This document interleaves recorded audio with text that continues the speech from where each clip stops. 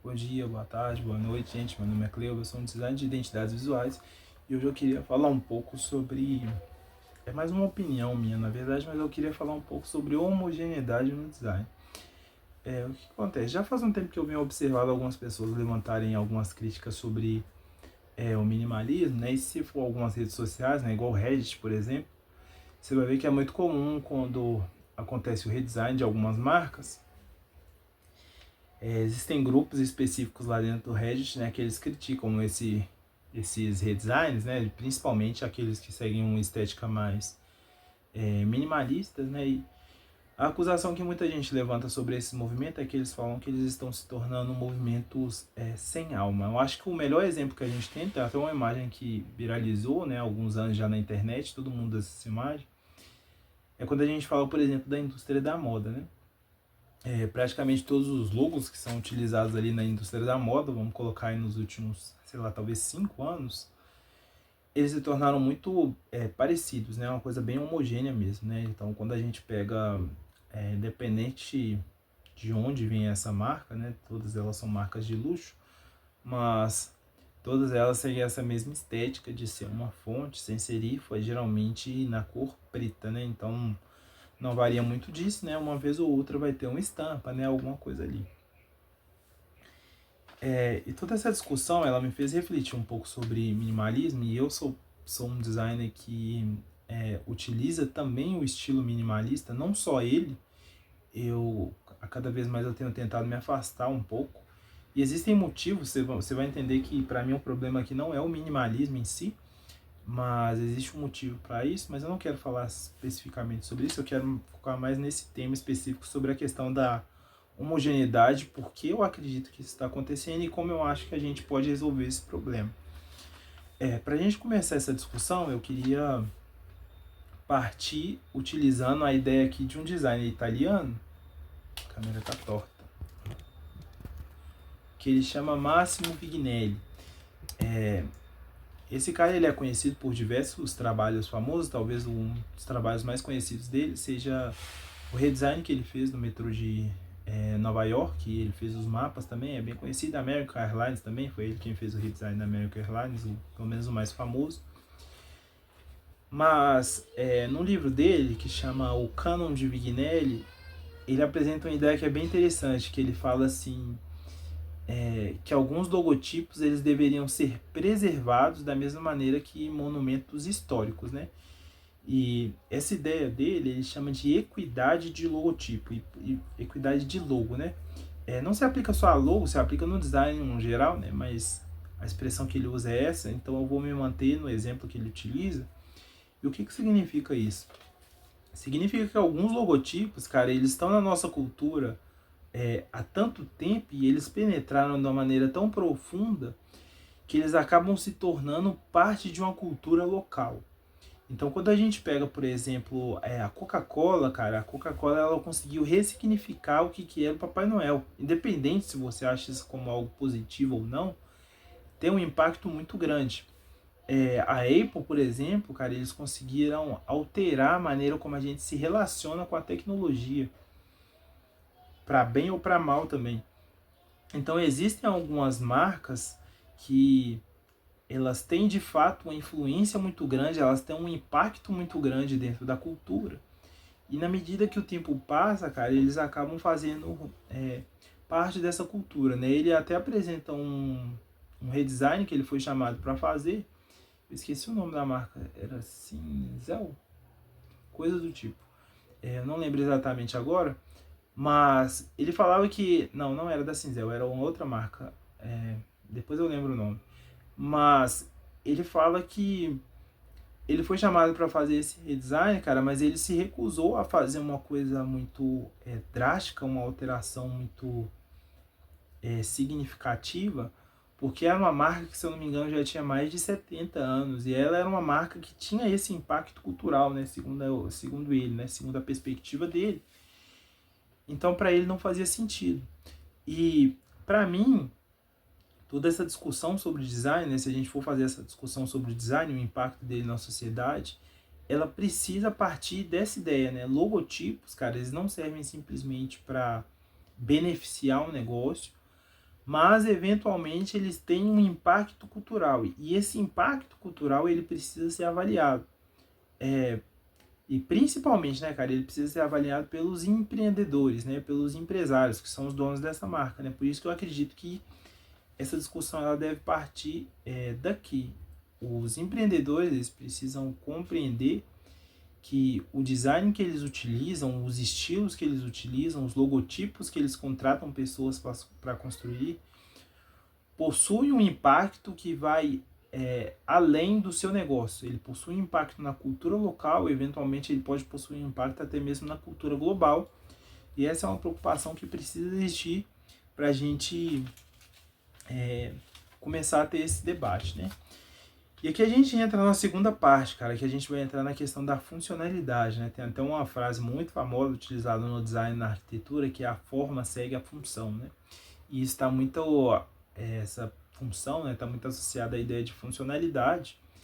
E essa busca por funcionalidade, cara, por eficiência, isso é uma inquietação muito moderna, porque quando a gente pega, por exemplo, a história do design, cara, você vê que era bem diferente.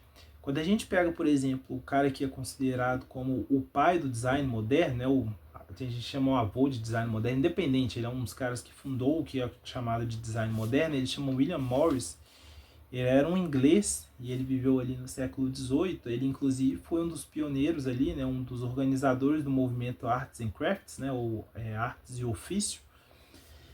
Mas é interessante, cara, porque é justamente aqui, nesse Arts and Crafts, que surge o design. E qual que era a crítica dele, cara? Ele estava ali vivendo no contexto da Revolução Industrial, então você estava tendo uma grande inserção de máquina, né, no mercado, né, e estava tendo naturalmente uma queda em relação à estética, né, porque eles viviam numa sociedade que eles eram muito acostumados com o ornamento, com a decoração e tudo. E na medida que as máquinas foram chegando e a preocupação dos empreendedores passaram a ser muito mais produzir coisas em massa do que produzir algo esteticamente agradável, ele começou a perceber essa degradação estética, né? Então, as embalagens eram muito feias, né? Muitos dos elementos que as pessoas construíam não eram nem sequer funcionais, né? Vamos, sei lá, uma cadeira que era nada confortável, nada bela e etc. Então, o foco passou a ser muito mais a produção em massa do que na qualidade, né? Tanto estética quanto na qualidade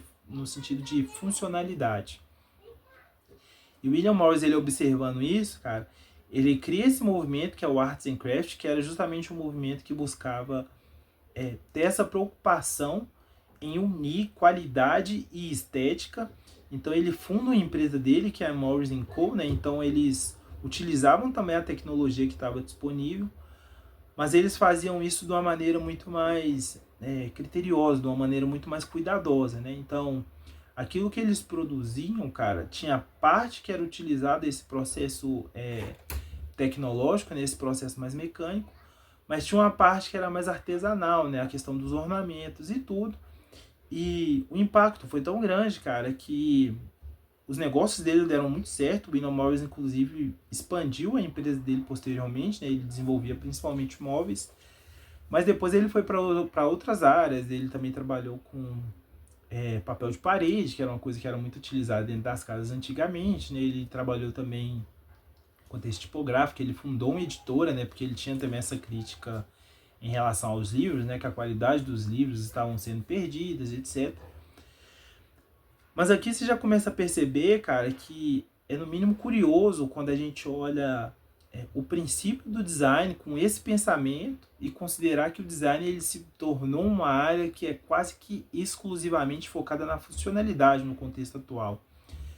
Porque na medida que o tempo foi avançando, cara, e os negócios eles foram expandindo, né, foi ficando mais fácil de criar negócios, e a gente teve também o advento da internet, o design ele foi fazendo essa transição e muito disso está relacionado também ao próprio desenvolvimento da internet, né? Porque tem muita gente que fala, inclusive, que a atenção hoje ela é a coisa mais valiosa da internet. Eu não consigo te falar se isso é algo verdadeiro, porque eu não pesquisei profundamente sobre isso, Mas eu sei que muitas marcas consideram sim isso como algo verdadeiro. E isso dá para perceber através do design. Porque essa questão da atenção, cara, ela começou a se tornar como parte do foco para o desenvolvimento de marcas. Então, quando a gente pega, por exemplo, Instagram, quando a gente pega TikTok ou diversas outras redes sociais, principalmente focadas em conteúdo curto, cara, onde você tem um período relativamente curto para chamar a atenção da pessoa, essa simplicidade, cara, ela começa a fazer muito mais sentido, ela passa a ser muito mais eficiente. Por quê, cara? Você consegue ter vou utilizar a expressão impacto, mas você consegue ter um impacto muito maior através da simplicidade quando você tem pouco tempo. E se você utiliza muito elemento, cara, provavelmente sua peça vai ser simplesmente ignorada, né? Então, na medida que o tempo foi passando, cara, essa simplicidade e essa eficiência colocada ao máximo, ela foi sendo beneficiada pela cultura que foi sendo criada através da internet, né? Essa economia da atenção, sei lá, chame como quiser. Mas é interessante, cara, porque o design, na medida que ele foi fazendo essa transição, cara, ele antes que era extremamente ignorado, né? Quando a gente pega, por exemplo, o contexto da Revolução Industrial, onde essa questão estética não era tão levada em consideração, o design ele passa a ser considerado como algo extremamente valioso. E é curioso, porque muita gente vai pensar assim, pô, velho, foi aí que começou os designers estrelinha, né? Os designers começaram a ganhar dinheiro, etc. Mas na verdade essa transição ela não é tão clara assim, e na verdade ela gera benefícios não tanto pro designer, cara. Tem até uma matéria que saiu um tempo atrás, agora eu não vou lembrar se é no The Guardian. Tem um designer bem famoso, esse cara chama Brian Collins, ele fez o redesign da Spotify, por exemplo, né? Ele já trabalhou com diversas marcas. Mas nessa palestra ele mostra uma matéria que tinha saído, eu acho que era no The Guardian mesmo, que era assim, o design é importante demais para ser deixado na mão de designers. E isso significa, cara, que começou a aparecer cabeças para pensar sobre o design que não eram pessoas necessariamente treinadas no design. Isso porque o design ele passou a ser uma área que ficou notório que ele gerava lucros, cara, porque a função principal do design é justamente conseguir criar uma ponte utilizando elementos visuais, mas ele cria essa ponte entre a marca e o cliente. É como se ele conseguisse, utilizando a questão visual, fazer uma conexão, cara, entre a marca e o cliente de uma maneira que o cliente se aproxime da marca com uma maior naturalidade, né? Ele sinta aquela marca ali como enfim, como algo relevante, como algo cotidiano, independente de qual seja a finalidade, né? Mas o design basicamente ele cria essa ponte.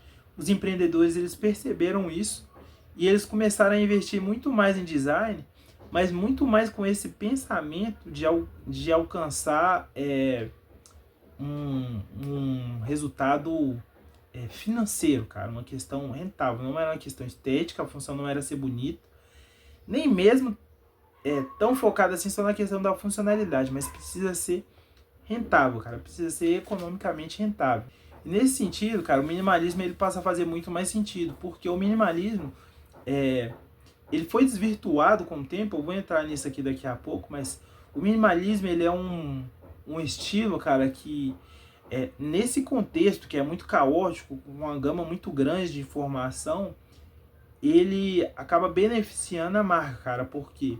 Porque ele é extremamente simples, né? Como eu falei, é muito mais fácil você conseguir causar um certo impacto através da simplicidade, né? Considerando que as chances da pessoa absorver poucos elementos em vez de muitos elementos é muito maior, né? Então você utiliza poucos elementos para alcançar um determinado objetivo.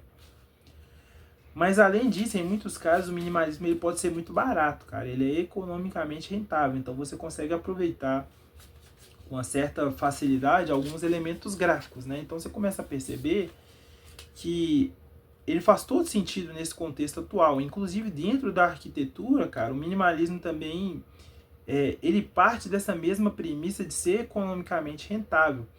Porque o que era o objetivo no começo do movimento, cara, era criar um estilo que não fosse ornamentado, um estilo que fosse simples, mas que fosse bonito, que fosse esteticamente agradável, mas que ele fosse facilmente replicável, cara. Então eles estavam pensando já na questão da escala.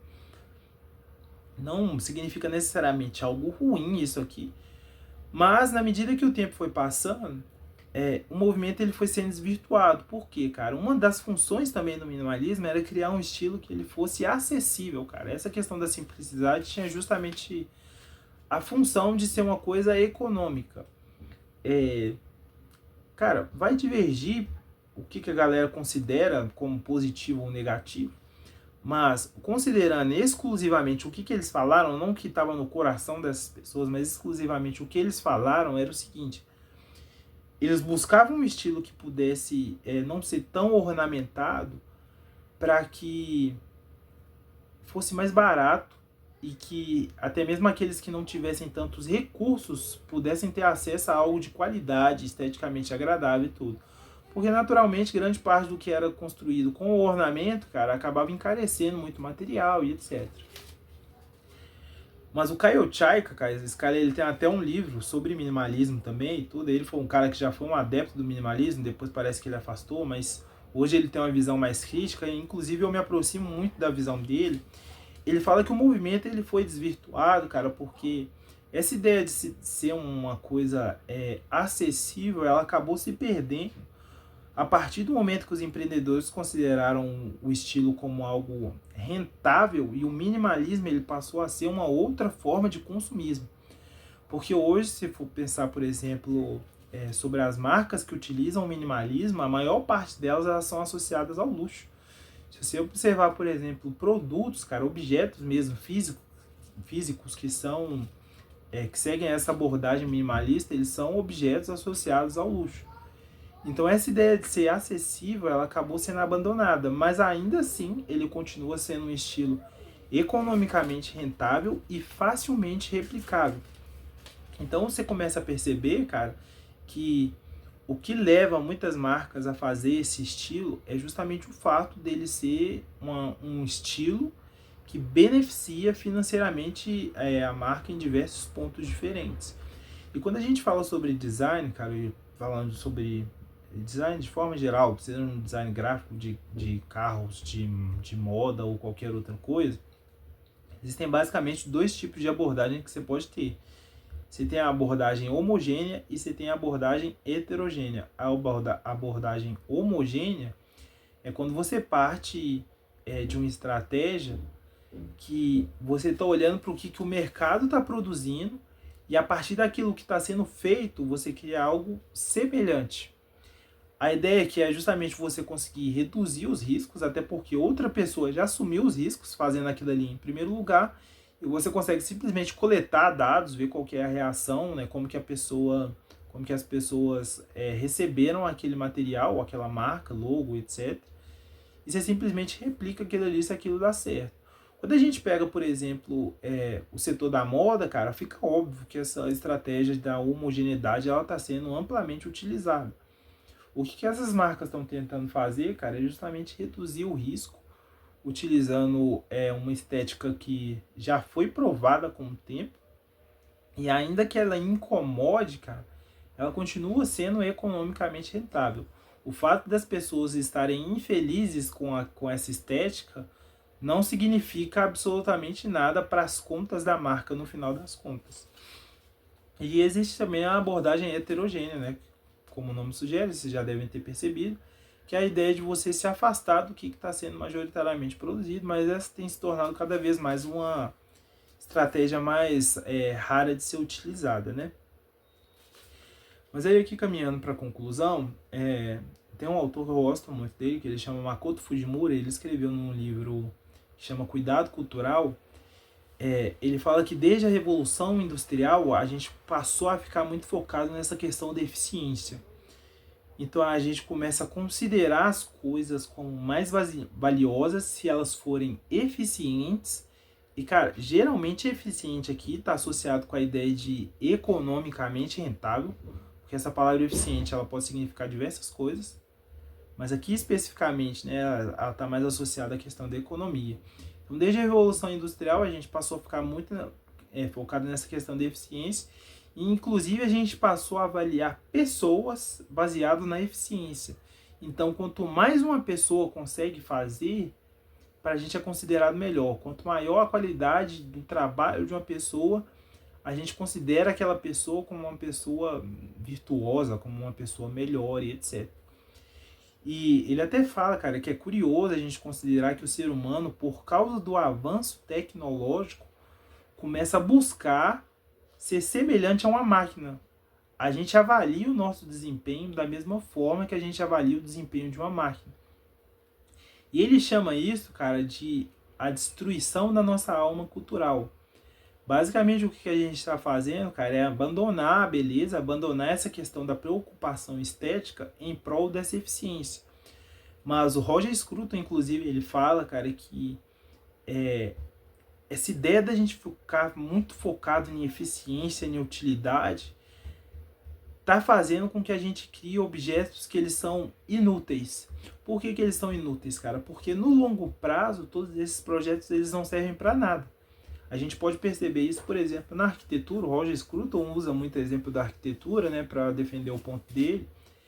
É que toda essa estética, toda essa abordagem minimalista que ela tem sido aplicada dentro da arquitetura, cara, ela constrói prédios, arranha-céus enormes, mas dentro de um prazo de, sei lá, 5, 6 anos, esses prédios são derrubados e a pessoa depois constrói outro prédio ali, depois derruba de novo para construir outra coisa. E no final das contas, isso não é nem sequer economicamente rentável. Ele dá o exemplo oposto, que são justamente os monumentos históricos, né, os prédios clássicos, né, e etc., que são construídos, que apesar de todo o tempo e apesar da arquitetura moderna não gostar muito desses prédios, eles estão aí há bastante tempo e eles servem para diferentes funções. Então você tem uma mesma construção, que ela já foi museu, que ela já foi templo, que ela já foi posto de polícia, que ela já foi, sei lá, biblioteca, que ela já foi sede do governo, foi diversas coisas. Então, o que o Roger Scruton está tentando dizer, cara, que é, na medida que a gente foca muito em eficiência, a gente está construindo, na verdade, coisas que são menos eficientes. E quando no passado a gente construía coisas focadas na beleza e na eficiência, geralmente essas coisas eram mais economicamente rentáveis.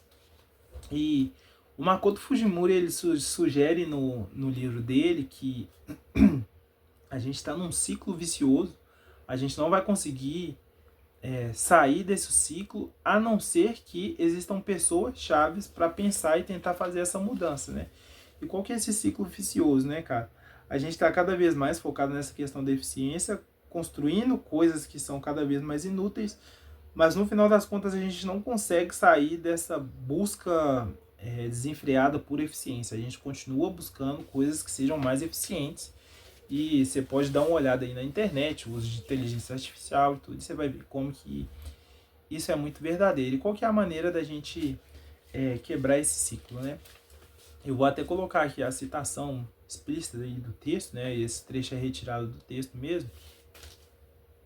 Mas nas palavras dele você vai perceber, cara, que naturalmente os pequenos negócios ou os micronegócios aqui, eles têm uma vantagem muito grande.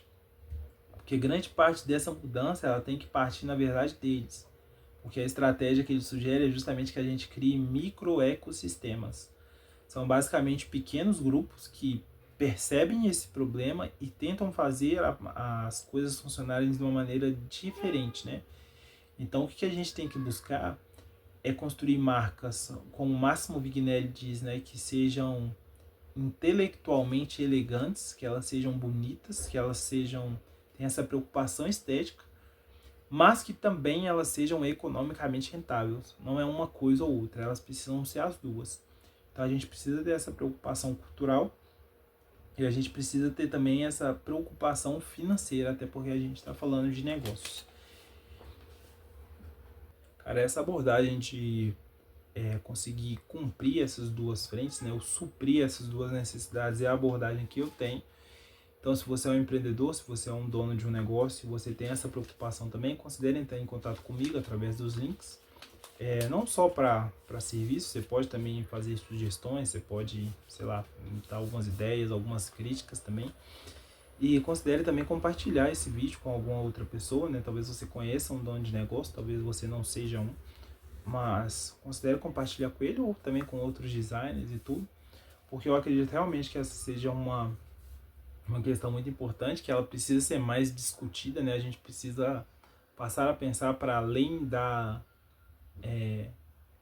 do financeiro, né? A gente precisa considerar todas as variáveis e não só a variável financeira, se a gente quiser realmente construir negócios que sejam significativos e se a gente tem de fato essa preocupação com a questão cultural. É isso aí, galera. Espero vocês no próximo vídeo.